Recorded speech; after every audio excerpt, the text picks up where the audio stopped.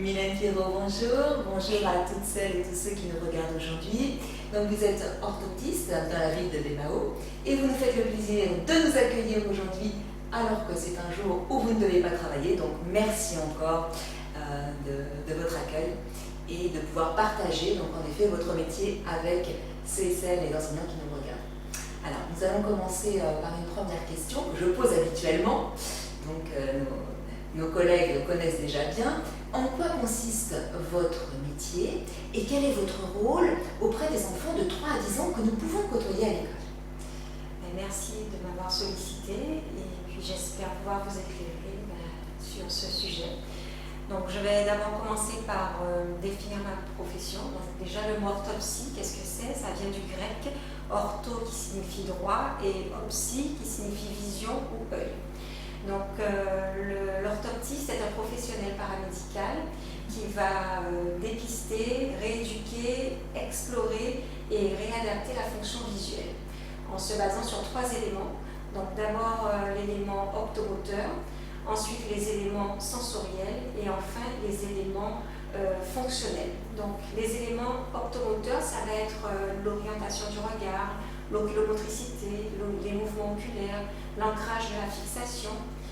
Ensuite, les éléments sensoriels, ça va être l'acuité visuelle, le champ visuel, la sensibilité au contraste et aussi la vision binoculaire, c'est-à-dire la vision des 2 yeux, le strabisme, l'insuffisance de convergence. Et enfin, les éléments fonctionnels vont comporter donc, la communication, la saisie d'informations et également le geste, l'adaptation du geste. Et en fait, il faut savoir que chez les enfants de 3 à 10 ans, s'il y a un trouble de la vision, donc cela peut altérer donc, les apprentissages scolaires, puisqu'on sait que 80% des informations qui viennent de l'extérieur, en fait, passent par les yeux. D'accord. C'est vrai qu'en tant qu'enseignant, ou même tout simplement en tant que personne, on ne connaît pas forcément bien les liens qui existent entre l'orthopsie et les apprentissages. Alors, tout ce qui est vision, on a l'habitude des consultations d'ophtalmologie, où là, on peut se rendre compte assez facilement dans la classe si un enfant ne voit pas bien. Par exemple, s'il n'arrive pas à voir au tableau, voir de loin, ou s'il est très très près de sa feuille. On a fait un article justement qui s'appelle « La rétine, un bijou tombé du cerveau », donc les enseignants peuvent le consulter également. Et donc il y a quand même des choses assez faciles à repérer dans la classe. Mais au niveau de l'orthopsie, on ne sait pas finalement. C'est un champ que vous décrivez qui est assez vaste. Donc comment est-ce qu'on pourrait repérer qu'un enfant aurait besoin d'orthopsie dans la classe? Alors donc il y a plusieurs signes d'appel. Un enfant qui va être maladroit par exemple, qui va tomber assez régulièrement, qui va se cogner. Un enfant qui va fermer un œil, donc ça c'est signe de vision double, donc c'est un mécanisme de défense. Un enfant qui va adopter une position vicieuse de la tête, on va appeler ça un torticolis, donc il peut avoir une paralysie d'un muscle d'un œil. C'est un enfant également qui peut avoir ce qu'on appelle un nystagmus, un tremblement oculaire, et donc il se met dans une position de blocage de façon à pouvoir pallier à ce problème.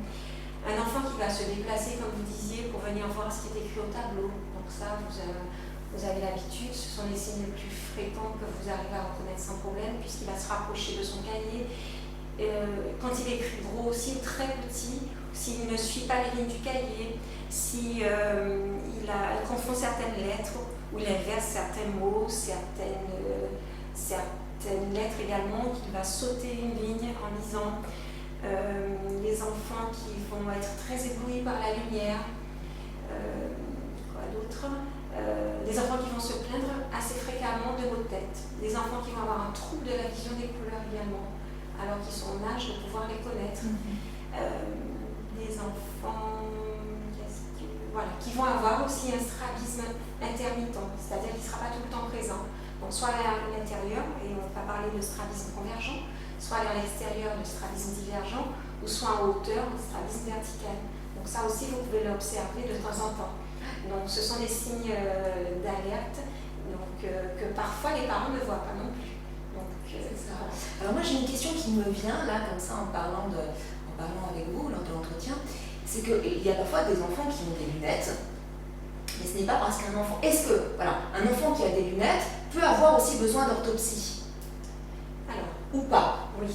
Donc on peut avoir des enfants qui ont des lunettes et qui ont besoin d'orthopsie parce que les muscles des yeux ne fonctionnent pas correctement et du coup au niveau de la lecture, ils voient double parce qu'ils ont une mauvaise convergence ou ils ont un strabisme intermittent et du coup il va falloir les aider en faisant travailler les muscles de leurs yeux pour qu'ils n'aient plus à fatiguer autant au moment de la lecture.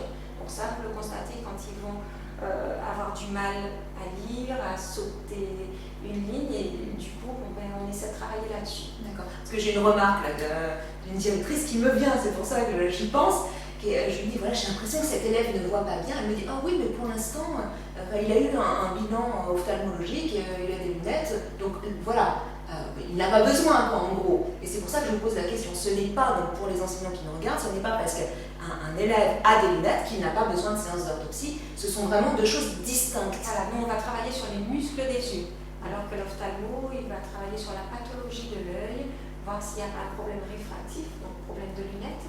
Et du coup, nous, on va approfondir un petit peu parce que malgré les lunettes, l'enfant peut continuer à se plaindre de nos tests et ses signes fonctionnels peuvent être les mêmes. D'accord. Très bien, donc vous êtes vraiment complémentaires. Voilà, c'est bien ça. Voilà. Très bien, alors, une dernière question.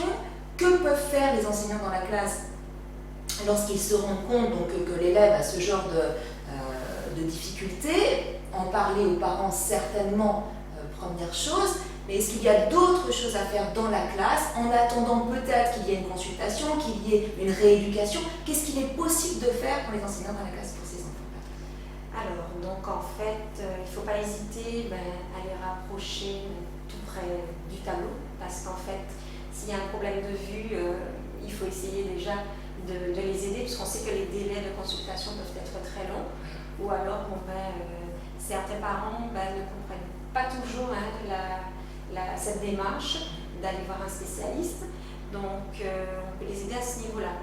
Et pareil, quand on sait qu'un enfant a un problème visuel, il y a des choses qu'il faut mettre en place pour l'aider à s'intégrer également dans la classe. Parce qu'un enfant qui a une amblyopie, c'est-à-dire qui ne voit pas d'un œil, si cet enfant a un cache, il faut pouvoir le faire accepter également par ses camarades. Parce que c'est un traitement qui peut être très long, très difficile à supporter, alors qu'une fois qu'il a expliqué à ses camarades et à l'enseignant, tout se passe très bien et on voit que cet enfant adopte et adhère à ce traitement. Donc, toujours expliquer, voilà. Expliquer ce comme ça on n'en parle plus puisque voilà, on l'a expliqué une bonne fois. Et l'enfant se sent plus à l'aise et voilà, il oublie carrément ce traitement par cache. Je voulais aussi souligner que le fait que l'enfant porte des lunettes, bien souvent ils nous disent en tant qu'orthoptiste, la maîtresse nous a dit qu'il fallait les enlever pour la récréation. Et ça en fait, ça peut être un gros problème parce qu'un enfant myope par exemple, donc, qui ne voit pas de loin, mais il ne peut pas appréhender l'environnement qui est autour de lui. Un enfant qui a un strabisme, en lui enlevant les lunettes, son strabisme peut s'accentuer parce qu'en fait, il y en a pour qui juste avec les lunettes, le strabisme disparaît complètement. Et là, en fait, on le met en situation, en difficulté, alors que l'enseignant veut bien faire. Et on sait également que quand l'enfant retourne en salle de classe, parfois il oublie de remettre ses lunettes, ce qui est dommage. Un autre cas, un patient qui peut avoir une paralysie d'un muscle, ça parfois c'est difficile à objectiver, mais c'est un muscle qui ne fonctionne plus. Donc si on ne le met pas, donc le positionnement en classe est très important. Parce que si on ne le met pas dans une position inverse à sa paralysie, mais il va devoir à chaque fois jongler, tourner la tête, avoir une mauvaise posture, alors qu'en le mettant dans le sens opposé, donc un enfant qui ne peut pas tourner la tête à droite, on le met de l'autre côté. Voilà, en fait, c'est le muscle qui ne peut pas aller à droite, mais il faut le mettre de l'autre. Qui n'est pas fonctionnel, on va devoir le mettre en sens inverse pour éviter une vision double et qu'il ne se contorsionne. Donc voilà, qu'il soit plus à l'aise. Et les enfants albinos aussi, on n'y pense pas. Ce sont les enfants qui sont très éblouis par le soleil, donc il faut faire attention à pas trop les exposer au soleil. En EPS aussi, faire attention également à cela. Et ce sont des enfants qui ont un nystagmus, c'est les yeux qui bougent en permanence. Et et en fait ils vont adopter une position de blocage de façon à mieux voir. Donc il ne faut pas entraver cette position puisqu'on les gênerait parce qu'ils ont déjà une basse vision et en fait eux ils cherchent la position dans laquelle ils voient le mieux. Donc, et tout ça c'est très important. Je pense un petit peu à ce que vous disiez pour les lunettes en récréation, parce que c'est très très fréquent. Peut-être mettre une petite chaîne aux lunettes pour éviter que les lunettes tombent, ou je sais pas, essayer de trouver un petit système, un petit ruban, ou on peut avoir quelque chose qui attache. Voilà, pour éviter que les lunettes tombent si l'enfant court un petit peu, mais ne pas les priver de leurs lunettes. On a entendu le message. Voilà.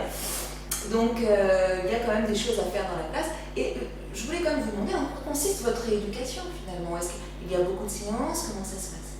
Alors tout dépend du cas du patient. Donc ça peut aller très vite, ça peut être une 12aine de séances, de façon à rendre les muscles des yeux plus élastiques en cas d'insuffisance de convergence ou de strabisme intermittent qui serait d'angle peu important. Par exemple, un enfant qui a des troubles cognitifs, donc là ça va être une rééducation plus longue où on va essayer de les réadapter, de lui donner des pistes pour pouvoir être plus à l'aise en classe, des codes couleurs par exemple qu'il pourra utiliser.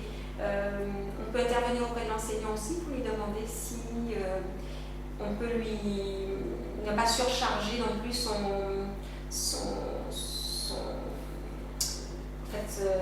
la feuille d'exercice. Essayer de mettre la consigne sur une feuille et l'exercice après exercice, peut-être pas tout sur la même feuille. Voilà, de façon à ce que ce soit plus clair pour lui et qu'il ne soit pas perdu.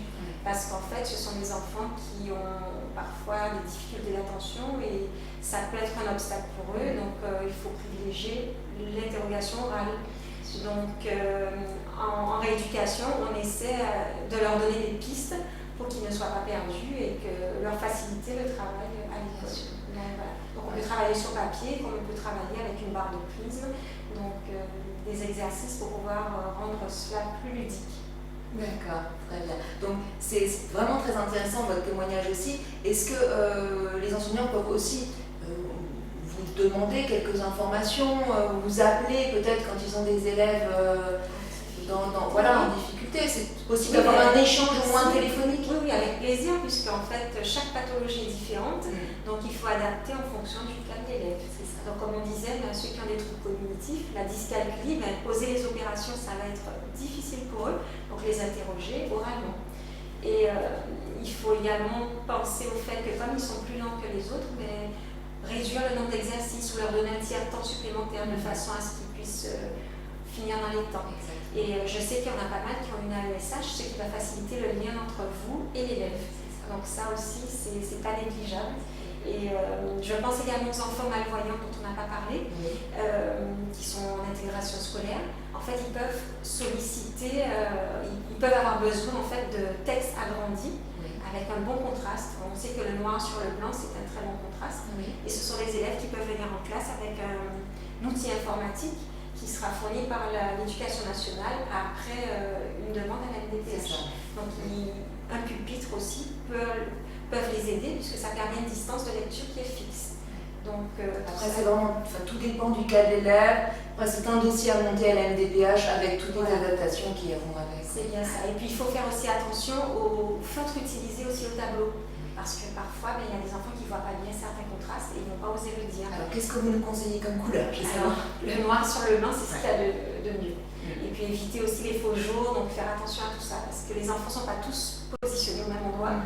Donc, il y en a qui peuvent être plus gênés que d'autres, même sans avoir de troubles visuels. Oui, tout à fait. Donc, tout a de l'importance. C'est ça. Donc, ça permet d'optimiser au mieux la vision, un bon éclairage aussi dans la salle de cours. Donc, ça aussi, c'est pas négligeable. La lumière blanche qui correspond à la lumière du jour. Donc, rester dans une pénombre, en effet, où les élèves ne voient pas bien. Ça peut être très gênant. Très bien. Eh bien, Mylène, merci beaucoup de nous avoir accueillis et pour toutes ces informations qui sont précieuses.